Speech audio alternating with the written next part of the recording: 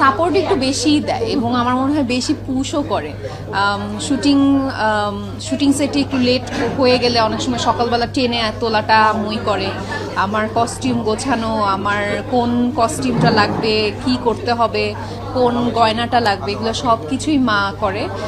So ছোটোবেলায় যেরকম আমি বললাম যে কম্পিটিশনে আম্মু দৌড়াদৌড়ি করতো, শুটিং হাউসে নিয়ে বসে থাকতো পুরো টাইম, এখনও সেমভাবেই সাপোর্ট করে, অনেক বেশি করে আর কি সাপোর্ট। এগুলোর কাজ আসবে সব ঈদে যেরকম হয়, ঈদের নাটক আসে, এবার ঈদে রোজার ঈদে অনেকগুলো নাটক এসেছে, আর কোরবানির ঈদেও সেম বিভিন্ন ধরনের নাটক করার চেষ্টা করেছি।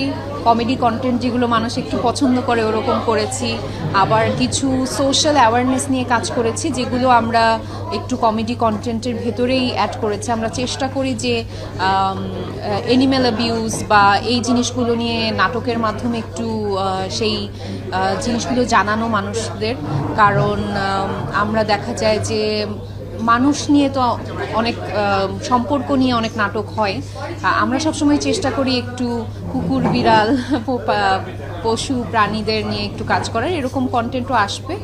আর এই তো এই কাজই আছে নাটকের। গান যদি এত গেয়ে ফেলি তখন তো গায়িকা হিসেবে বেশি না, গানটা আসলে এবার ঈদে গান নিয়ে কোনো পরিকল্পনা নেই। আমার মনে হয় যে গানটা টুকটাক করে হঠাৎ হঠাৎ আসুক, ওইটাই মনে হয় বেশি ভালো। রেগুলারলি নাটক নিয়েই বেশি সময় কাটছে, আর গানটা এমনি আমার বাসায় সারাক্ষণ আমার গান গাওয়া হয়, সেটা দর্শকরা দেখছে না, বাট গান নিয়ে এখন ঈদে কিছু আসছে না। সামনে হয়তো দেখলেও দেখতে পারেন, এখন কোনো এটা নিয়ে পরিকল্পনা নেই।